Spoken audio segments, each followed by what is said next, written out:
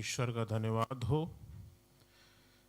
परमेश्वर ने एक और मौका दिया कि उसके वचन से मैं आपसे बातचीत कर सकूं। पिछली बार जब मैं आपसे मिला था तो प्रभु यीशु मसीह के साथ चिन्हों के साथ में मिला था, और वो 7 चिन्ह जो उसके दूसरी आमद से जुड़े हुए हैं उसके विषय आपसे बातचीत करी थी। 4 राजाओं के बारे में बहुत जल्दी बातचीत करी थी क्योंकि समय कम होता है और चीज़ों का ध्यान रखना पड़ता है। आज उन्हीं 4 राजाओं में से एक राजा के विषय में आज बात करना चाहता हूँ, और वो राजा उत्तर का है, उत्तर का राजा या किंग ऑफ द नॉर्थ आप बोल सकते हैं। और ये कंटिन्यूशन आप कह सकते हैं कि आज का जो कलाम है वो मेरे उसी कलाम का एक एक्सटेंशन है। और किंग ऑफ द नॉर्थ, जैसे कि मैंने उस बार बताया था, वो किंग ऑफ द जो नॉर्थ है, सबसे पूरब में पाया जाने वाला जो राज्य है वो रशिया है, और ये उससे संबंधित है। बाइबल में हम उसको मागोग के नाम से हम जानते हैं, और उस राजा को गोग के नाम से जानते हैं। और आज के समय में वो जो राजा है या वो इलाका जो है, हम आपको बताना चाहते हैं कि वो एक ऐसा एरिया है जो वेल्थ के लिए उसका जो राजा है, अगर हम आज के समय में देखें तो पुतिन वहाँ पर विराजमान है।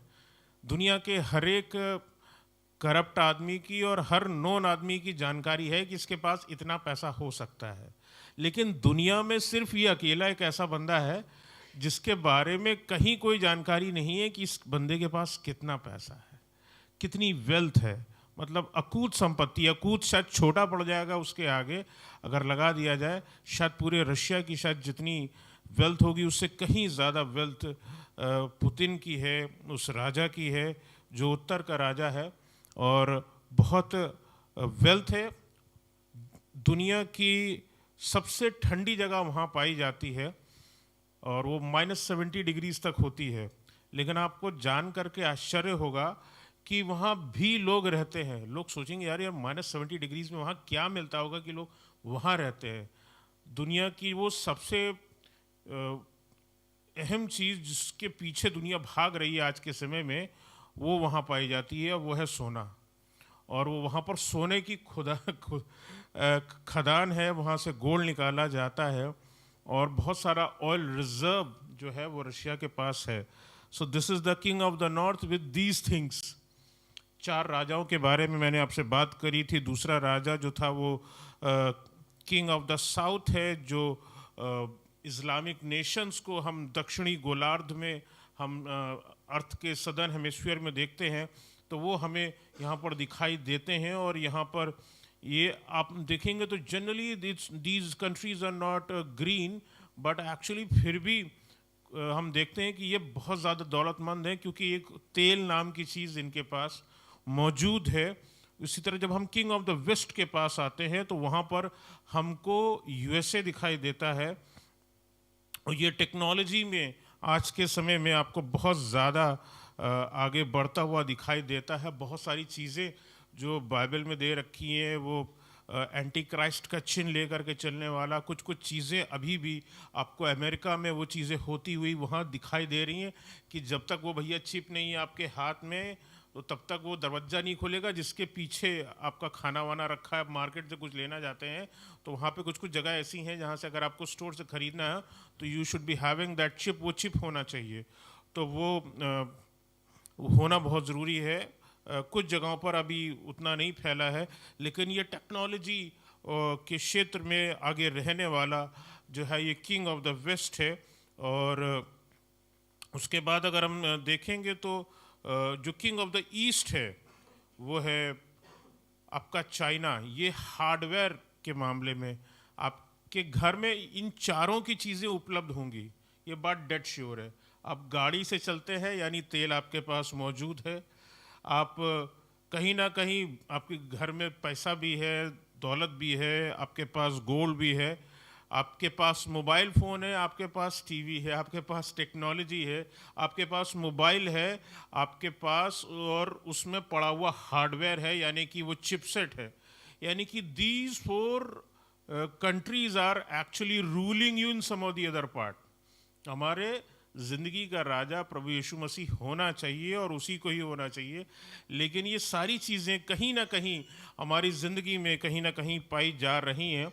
लेकिन आज का जो मेरा जो विषय है, these kings actually want to dominate you and the whole world. या आप इन चारों शक्तियों को अगर आप देखेंगे, अगर आप इस्लामिक नेशंस को जो पाए जाते हैं उनको आप देखेंगे तो वो तेल की वजह से मशहूर हैं, और सारे जितने लोग उनसे मित्रता करते हैं, जितने देश उनसे मित्रता करते हैं, वो तेल के विषय को लेकर के करते हैं। उसी तरह से अगर रूस से अगर कोई अगर उसके साथ में हो लेता है तो उसकी क्योंकि वो दौलत उसके पास बहुत है, उसके पास शक्ति बहुत है, बहुत शक्तिशाली है। और हम देख ही रहे हैं आज के समय में किस प्रकार से पिछले कुछ सालों से यूक्रेन के विरुद्ध में उसका हमें दिखाई देता है कि किस प्रकार से वो अपने आप को अपनी पावर को दिखा रहा है, और किस प्रकार से अमेरिका को डराने के लिए और किस प्रकार से यूरोपियन नेशंस को डराने के लिए कर रहा है। और इसके बाद में कुछ न्यूक्लियर टेस्ट भी कुछ देशों ने कर लिए हैं जिसमें अमेरिका भी शामिल है।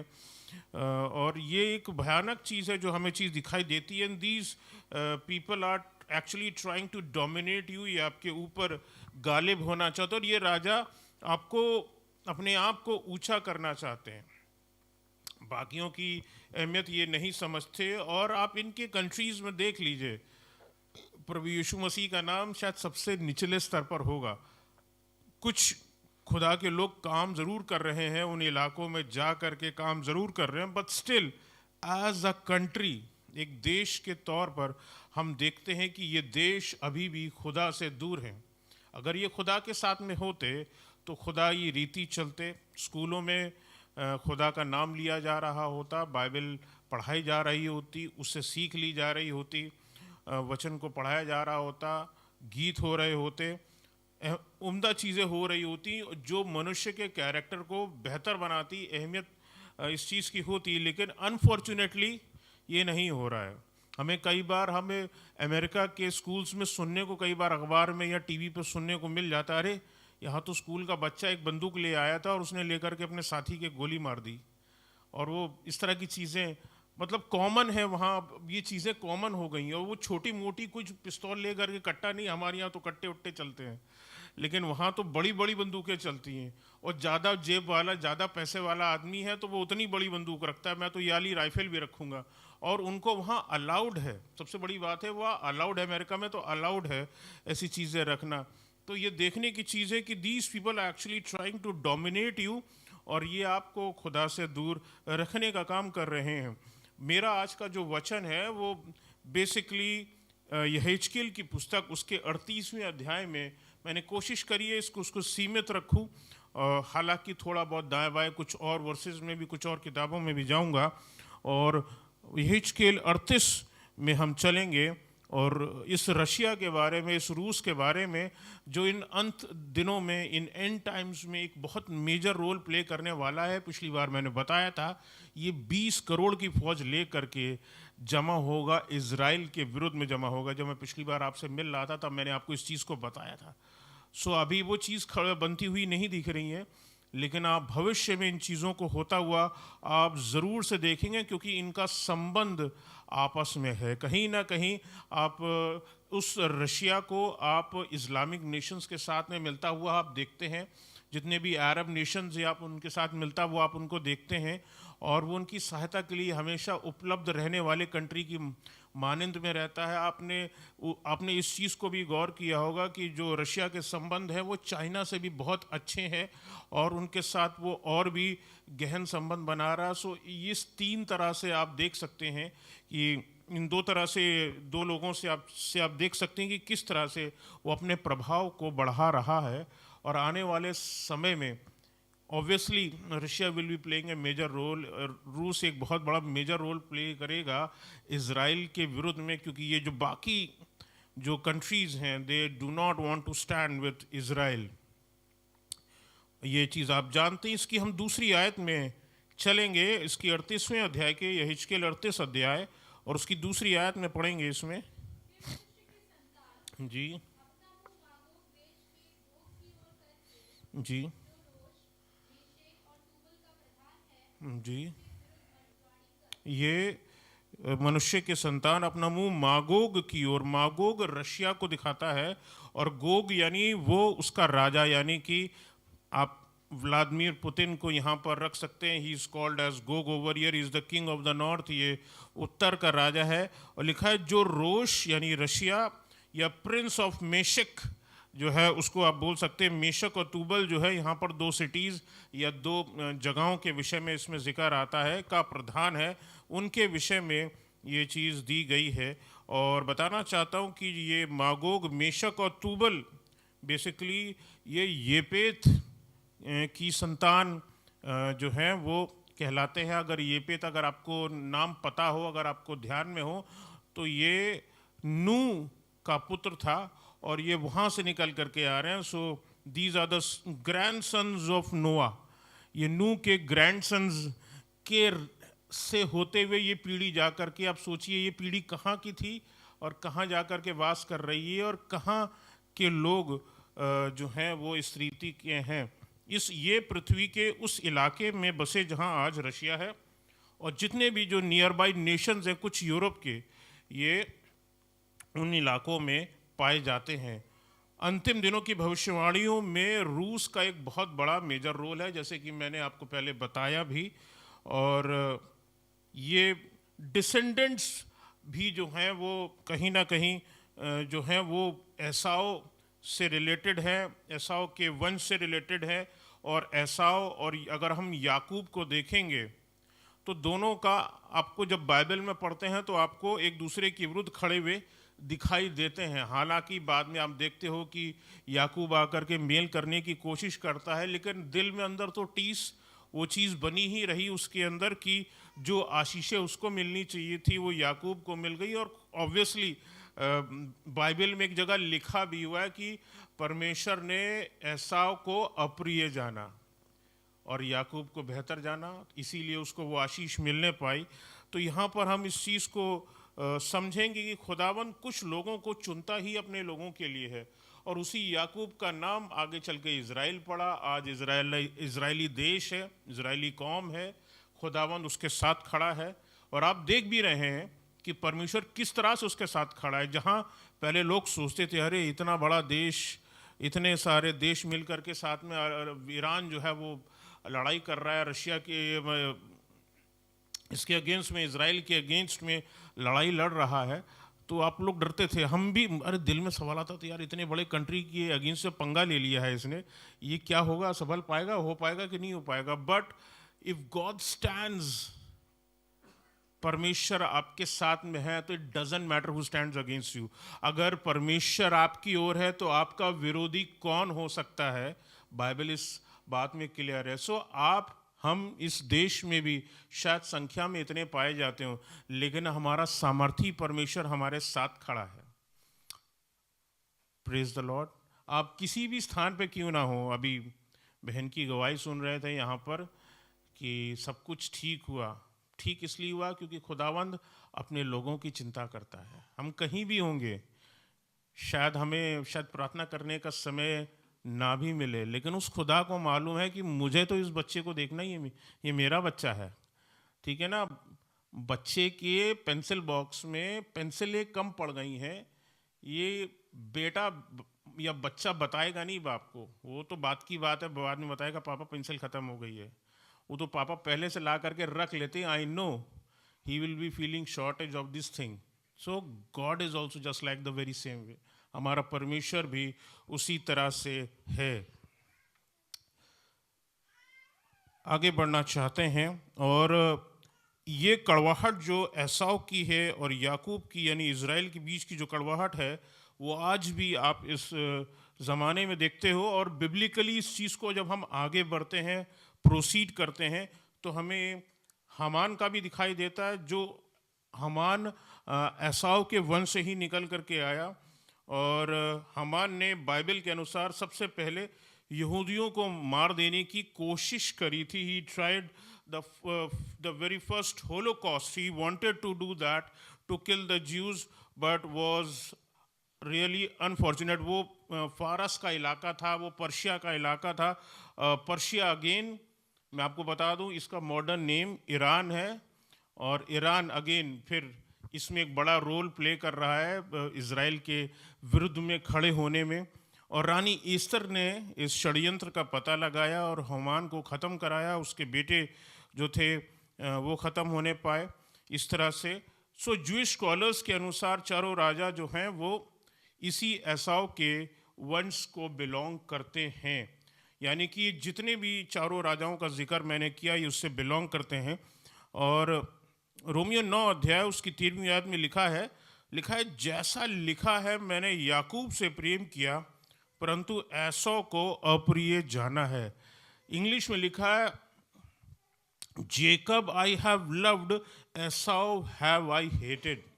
परमेश्वर कुछ से नफरत करता है क्योंकि तुमने उन लोगों से नफरत करी जिनसे खुदावंद मोहब्बत करता है। इस चीज़ को ये बहुत अहमियत रखिए, अगर खुदावंद आपसे मोहब्बत रखता है और अगर आपसे कोई नफरत रखता है, आपका कोई विरोधी है, तो समझ लीजिए परमेश्वर भी उसका विरोधी है। ये बात डेड श्योर है। और खुदावंद उसके विरुद्ध खड़ा रहेगा, खुदावंद उसके विरुद्ध लड़ेगा, खुदावंद की पूरा हाथ उसके ऊपर, जलजलाहट आप कह लीजिए उसके ऊपर होगी, क्योंकि वो खुदा के चुने हुए के विरुद्ध खड़ा होता है। तो इस चीज़ का अपने जीवन में भी इस चीज़ का ध्यान रखिएगा। Since you are chosen, you are called, you are chosen, you are the children of God, anyone who stands against you does not matter. Rather वो लोग जो आपके विरुद्ध खड़े होते हैं वो अपनी सज़ा खुद पाएंगे खुदा से, आपको डरने की ज़रूरत नहीं है। जो इज़राइल और इज़राइली कौम, इज़राइली लोग खुदा के चुने हुए लोगों के विरुद्ध खड़े होते हैं, वो निश्चित तौर पर कहीं ना कहीं जो है वो अपने उस नुकसान को लाइफ में और उस क्रोध को जो परमेश्वर का है झेलेंगे। परमेश्वर उन लोगों को और जातियों से नफरत करते हैं जो खुदावंद की कौम को नाश करने की कोशिश करते हैं। और गोग फिर से रूसी साम्राज्य को फिर बढ़ाने की कोशिश कर रहा है। और हम अभी कुछ समय पहले जब अमेरिका के साथ में रूस की बातचीत हुई कि मैटर को सॉर्ट आउट किया जाए रिगार्डिंग यूक्रेन, तो यूक्रेन के बहुत सारे हिस्से जो यूक्रेन के हैं, रूस उसको लौटाना नहीं चाहता है। ही डजन मतलब Putin does not want to return those places, और वो अपनी भूमि तो बढ़ाता ही रहता है, ये भी आपको चीज़ें पता है। तो इस तरह से हम इस चीज़ को देख रहे हैं कि this is something which is not does not want. परमेश्वर को ये चीज़ें पसंद नहीं है और उसकी चाहत है कहीं ना कहीं वो पूरे कंट्री को तो वो राज करता ही है, लेकिन पूरी दुनिया पर पुतिन जो है या रशिया जो है वो राज करे, ये उसकी कोशिश है। इसकी 5वीं और 6ठी आयत में आएंगे। सबसे पहले 5वीं आयत को इसकी हम देखेंगे और यह लिखा हुआ है, इसको पढ़ दें।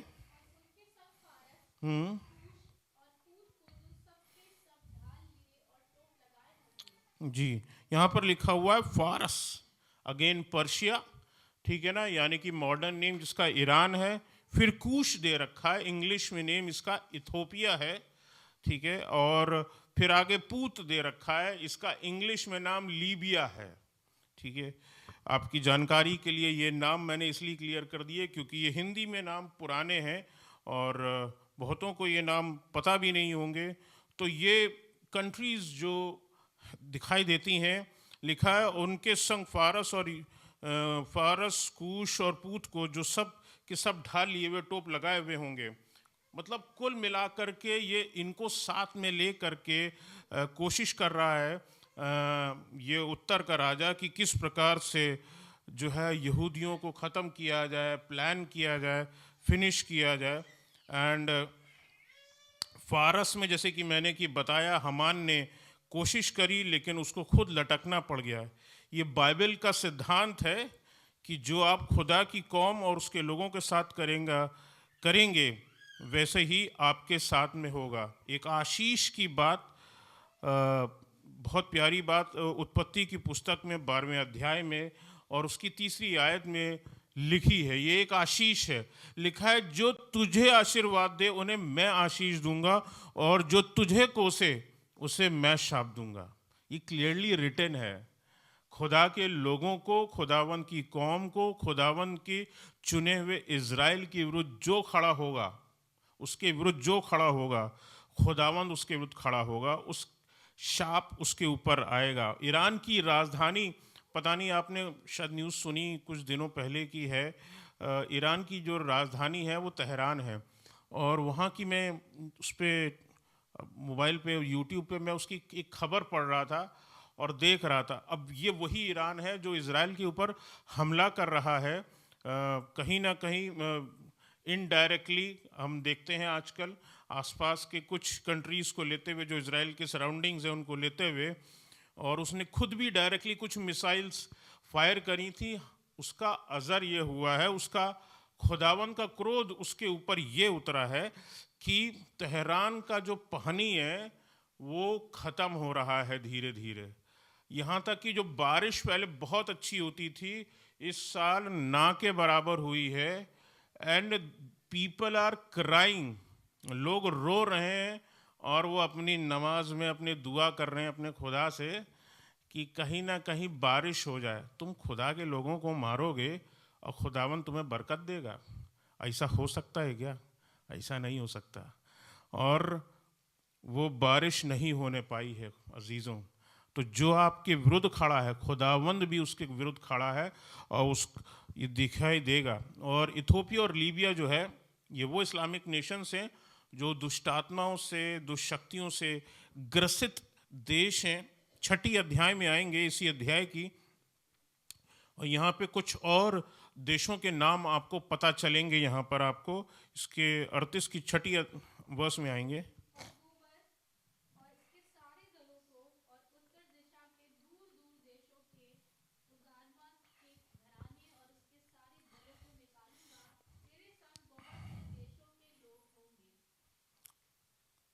गोमेर, इसको बता दूं, इसका आज का जो मॉडर्न नाम है, आप इस देश को जो आप जानते हो वो तुर्की है।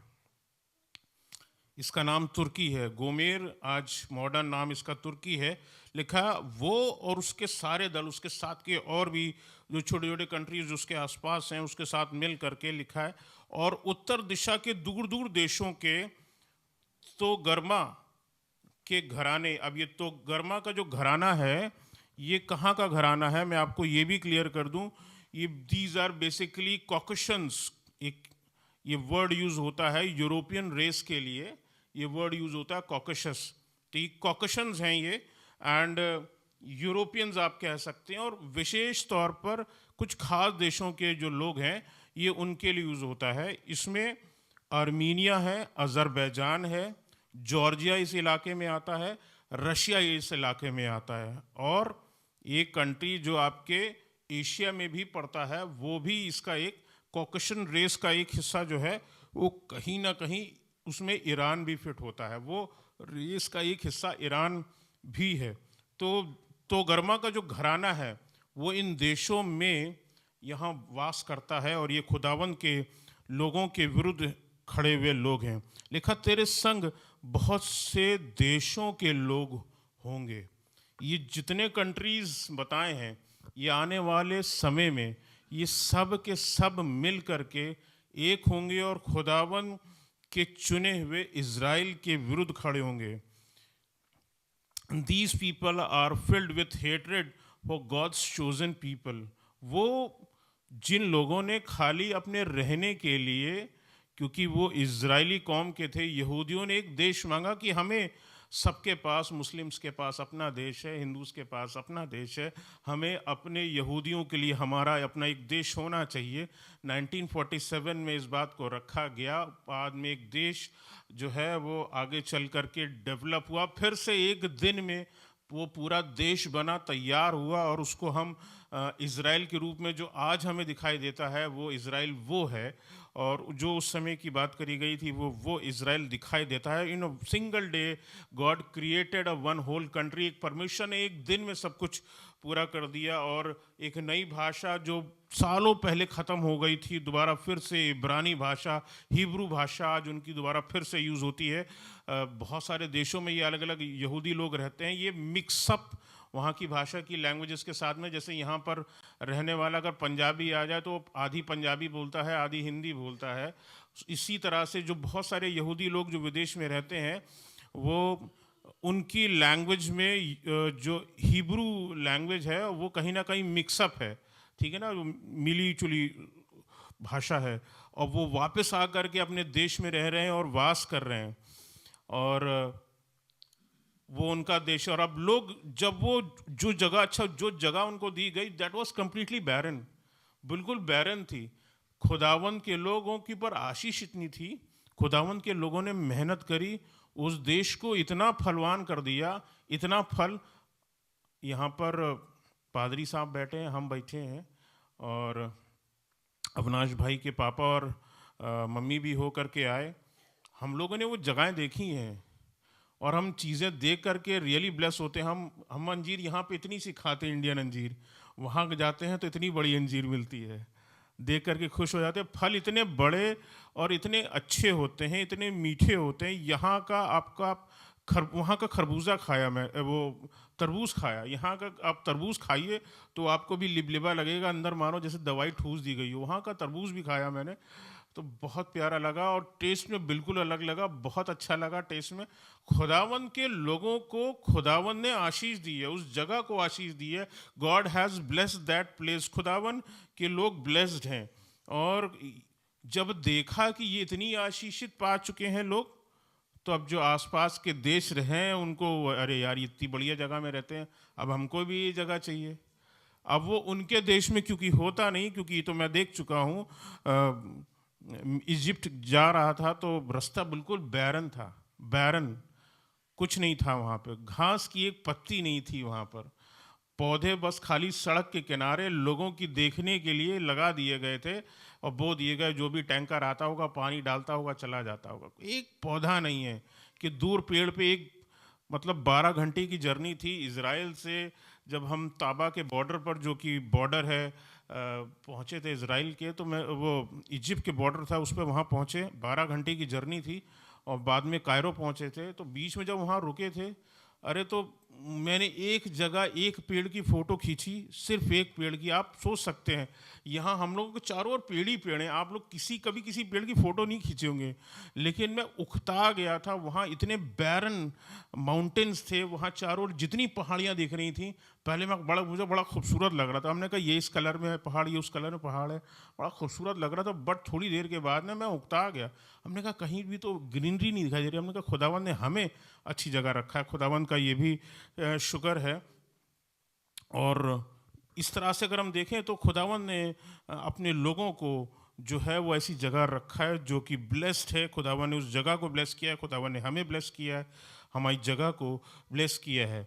और वो वचन जो इसलिए लिखा गया कि लोगों को उनके पापों से छुटकारा दिलाए। इज़राइल के विरुद्ध खड़े होने वाले देश इश्माइल के वंशज भी हैं, इश्माइल के वंशज भी हैं।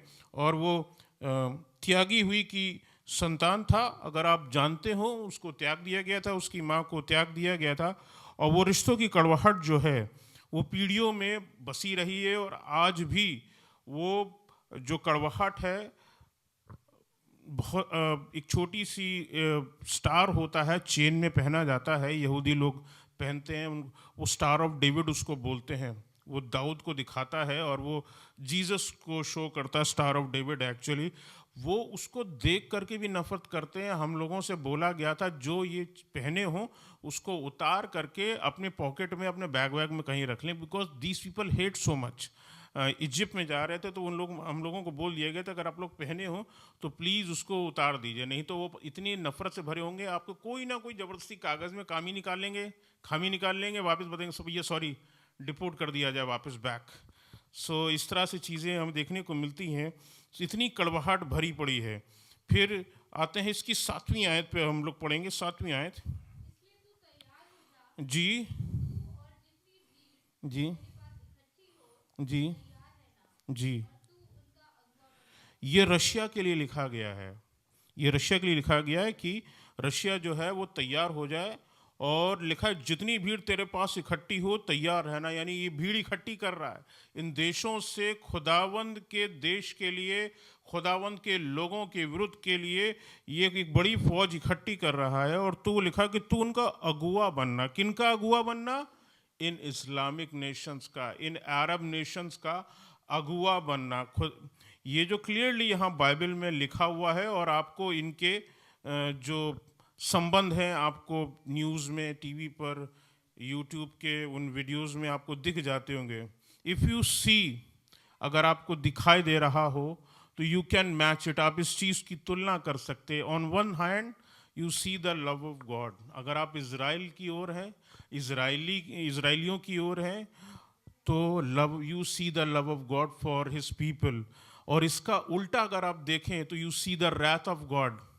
ठीक है ना, जितने भी चारों ओर के देश जो बसे हुए और उन्होंने इज़राइल के विरुद्ध खड़े हुए ख़त्म कर दिया, नाश कर दिया। गाज़ा पट्टी का तो ये हाल हो गया भैया, वहाँ मलबई बिनते बिनते पता नहीं क्या साल गुजर जाएंगे, हाल ये हो चुका है। On one hand you see the beauty of Israel, you is just like the beauty of haven, और दूसरी तरफ आपको नरक सा दिखाई देता है, बिल्कुल जहाँ कुछ भी उगता नहीं है, बिल्कुल वैसा दिखाई देता है। On one hand you have God's chosen people, and on the other hand, दूसरे हाथ पर आपको सारे एंटी इज़राइलिक नेशंस दिखाई देते हैं जो इज़राइल के विरुद्ध खड़े होने वाले। बाइबल हमको बताती है परमेश्वर उसका रक्षक है। भजन संहिता 121 और उसकी चौथी आयत में लिखा है, सुन इज़राइल का रक्षक ना ऊँघेगा और ना सोएगा। क्लियरली रिटन है वहाँ पर, ये लिखा हुआ है, इज़राइल के लिए लिखा हुआ है, इज़राइल के खुदावंद की चुनी हुई कौम के लिए लिखा हुआ है।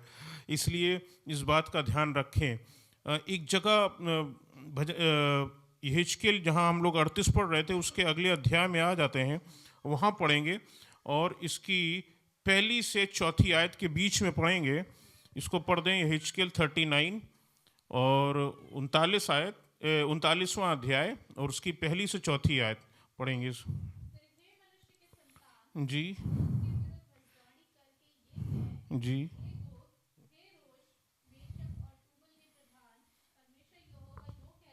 जी जी जी जी जी जी जी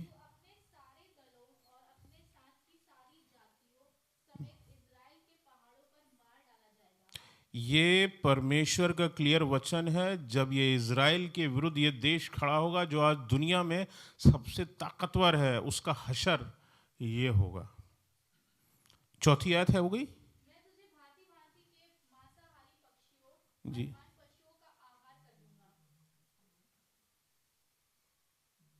पकड़ में आ रहा है, समझ में आ रहा है? आपके विरुद्ध, खुदा की चुनी हुई कौम के विरुद्ध, इज़राइल के विरुद्ध जो खड़ा होगा, खुदावंद उसको चील पक्षियों के हवाले कर देगा, जंगली जानवरों के हवाले कर देगा। ये हाल उनका होने वाला है।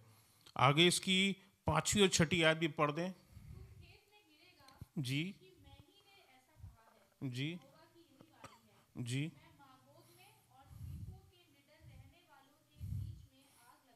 जी।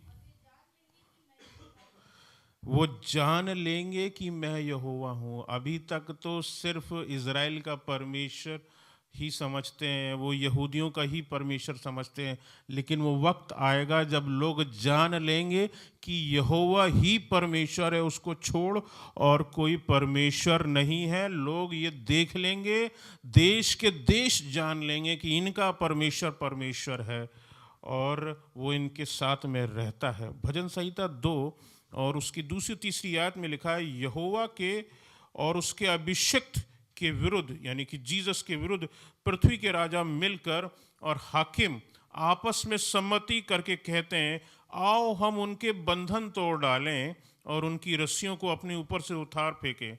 बंधन की जब हम बात करते हैं तो ये वो बंधन नहीं है कि जो हमें तोड़ देने चाहिए। ये बंधन है परमेश्वर के वचन का, ये भी एक बंधन है।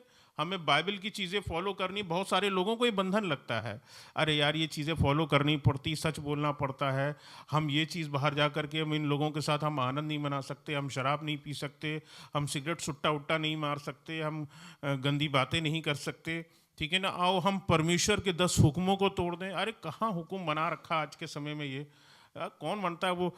और कुछ लोग तो ये बोलते हैं भैया ये हज़ारों साल पहले की लिखी गई किताब है, आज आप उसको कहाँ फॉलो करने में लगे हुए, आज के समय की नहीं है। बहुत सारे लोग ऐसा समझते हैं।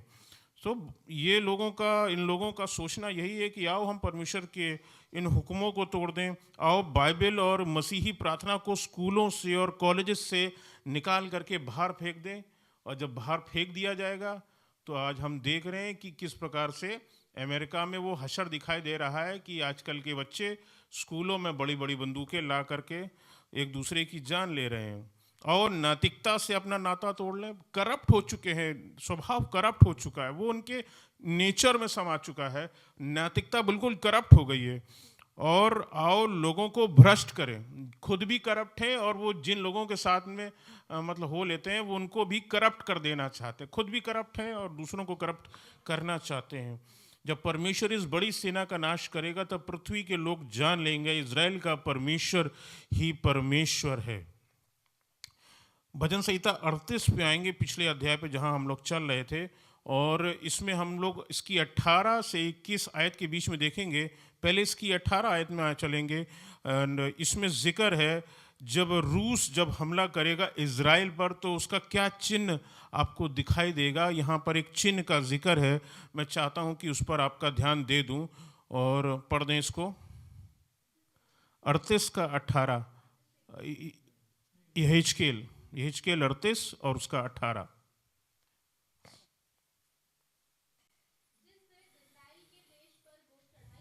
जी, जब परमेश्वर के लोगों के विरुद्ध, परमेश्वर की चुनी हुई कौम के विरुद्ध, जब परमेश्वर का चुना हुआ राज्य देश के विरुद्ध में जब कोई चढ़ाई करता है तो क्या होता है, पढ़ दें आगे। लिखा है कि उस दिन मेरी जलजलाहट मेरे मुख से प्रकट होगी। परमेश्वर यहोवा की ये वाणी, परमेश्वर की जलजलाहट निकलती है कि मेरे लोगों के विरुद्ध तू खड़ा कैसे हुआ। How is that possible, you are standing against my people. न आगे पढ़ दें इसकी 19वीं। जी, हाँ, भूकंप होगा, बड़ा भूइडोल होगा उस वेरी डे, जिस दिन वो हमला करेगा इज़राइल पर। ये पहला चिन्ह है जो आपको दिखाई देगा। दिस विल बी सीन, अब यू विल सी, आपको उसकी खबर मिल जाएगी कि हाँ ये इन्होंने हमला किया है और ये दिस थिंग इज हैपनिंग। आगे 20वीं आयत पढ़ दें। जी, जी, जी, जी, जी, जी, जी, जी, जो भी खुदावंद के लोगों के विरुद्ध खड़े होंगे ये सब चीज़ें होंगी। और उनका, अब बेचारे मछलियों का और पक्षियों का क्या है, लेकिन जब खुदावंद का क्रोध उतरेगा, जब खुदावंद की जलजलाहट उतरेगी तो ये सब उसके जद में आ जाएंगे। और इन सब के साथ में भी देर, जैसे कि हमने पढ़ा है, ये सब खत्म होंगे, हलाक होंगे, पहाड़ जो हैं वो गिरा दिए जाएंगे। 21वीं आयत में आगे पढ़ दें। जी, जी, जी, जी, उसमें क्लियरली लिखा है कि जो तलवार चलवाने के लिए सब पहाड़ों को पुकारूंगा। God will stand for his people, और वो इज़राइल के साथ के खड़े हुए देशों को जमा करेगा, इकट्ठा करेगा, ताकि वो भी उसके साथ में आकर के लड़ें उन लोगों से जो खुदाबंद के लोगों के विरुद्ध खड़े होते हैं। पुराने टेस्टामेंट में एक तरीका का जिक्र आता है, जो पापी होता था उसको पत्थरवा करके मार दिया जाता था। जब आप 38वें इसी 38 के हम 22वें अध्याय में आएंगे तो किस प्रकार से वो तबाही आएगी उसमें जिक्र है। इसकी 22वीं आयत पढ़ दें। जी, जी, जी,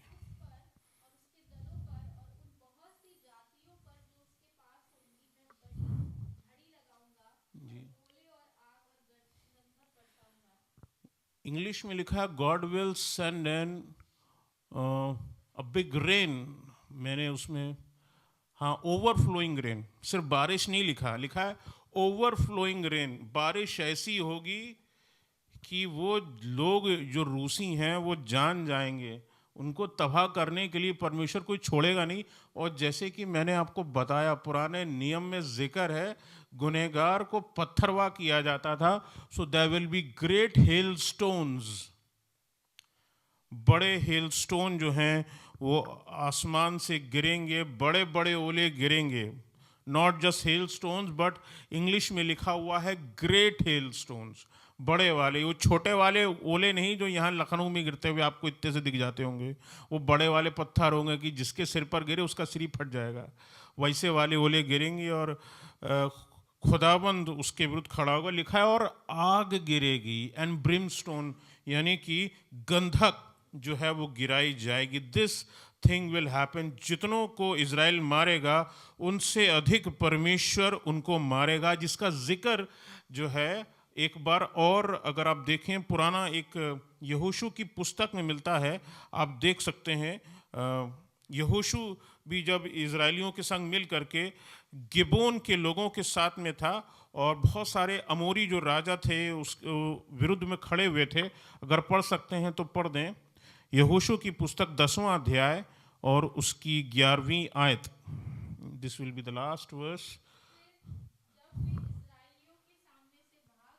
जी जी जी जी जी जी।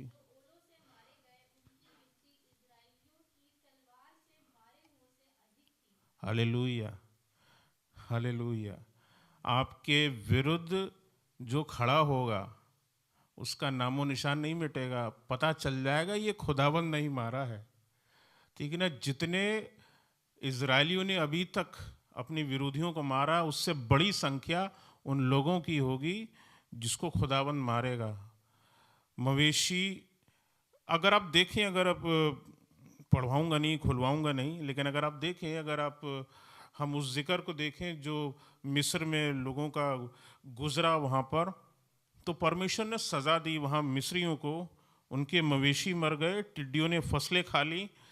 और अगर हम आज की जिक्र में हम अगर आज के समय में हम देखें तो वो हर वो कौम, वो हर एक वो सिविलाइजेशन, हिंदी में बोलते हैं सभ्यता, वो हर एक वो सभ्यता जो खुदावन को के विरुद्ध खड़ी थी, जो खुदावन के अनुसार नहीं चलती थी, परमेश्वर ने उस सिविलाइजेशन को ही पूरा ख़त्म कर दिया। इजिप्शियन सिविलाइजेशन नो मोर एग्जिस्ट, वो अब ख़त्म हो चुकी है, तबाह हो चुकी है। बेबीलोनियन सिविलाइजेशन, बाबुल की सभ्यता ख़त्म हो चुकी है, फिनिश्ड। पर्शियन सिविलाइजेशन, फारस की सभ्यता ख़त्म हो चुकी है। Greek civilisation brought to zero, ख़त्म हो चुकी है। रोमन सिविलाइजेशन ख़त्म हो चुकी है। ये सारी सभ्यताओं का नाम अब मिट्टी में मिल चुका है। ये सभ्यताएं और उन राजाओं, उन देवी देवताओं के पीछे चलने वाले लोग भी नहीं बचे हैं। और एक छोटा सा एग्जाम्पल लेकर के ख़त्म करूँगा। हिटलर को हम सब जानते, कोई ऐसा यहाँ होगा नहीं जो हिटलर को नहीं जानता हूँ। धर्मियों की मौत वैसी नहीं होती जैसे हिटलर की मौत हुई थी। हिटलर वो स्टैंडिंग अगेंस्ट द ज्यूज़, यहूदियों के विरुद्ध खड़ा था। उसकी मौत उसके बंकर में हुई। वो कहने के लिए तो एक देश का प्रधान था, लेकिन एक बंकर में उसकी मौत हुई। सोचने पर एक बड़ा दुखी सी चीज़ दिखाई देती है। If you stand against God's people, this thing will happen. ये चीज़ दिखाई देगी। If any person stands against God, और उसके लोगों के विरुद्ध खड़ा होगा, परमेश्वर उसको तबाह कर देगा। आपको बस इतना भरोसा रखना है, आपको परमेश्वर के पीछे चलना है। आपके लिए यही है, if you are walking behind God, you are a children of God. आप परमेश्वर की संतान है, परमेश्वर आपके साथ चलता है, ये बात श्योर है, ये बात डन है। आपको इस बात में घबराने की ज़रूरत नहीं है। आपकी ज़रूरतें खुदावंद पूरा करेगा, आपके प्लान्स को खुदावंद पूरा करेगा। कितने लोग आपके विरुद्ध खड़े होते इससे कोई फर्क नहीं पड़ता, क्योंकि जो आपके साथ खड़ा है वो सबसे ज़्यादा पावरफुल है। वो आपके लिए खड़े होकर के आपकी हर एक ज़रूरत को पूरा करेगा, आपकी हर एक परेशानियों में आपके साथ खड़ा रह करके आपको जयवंत करेगा। Praise the Lord.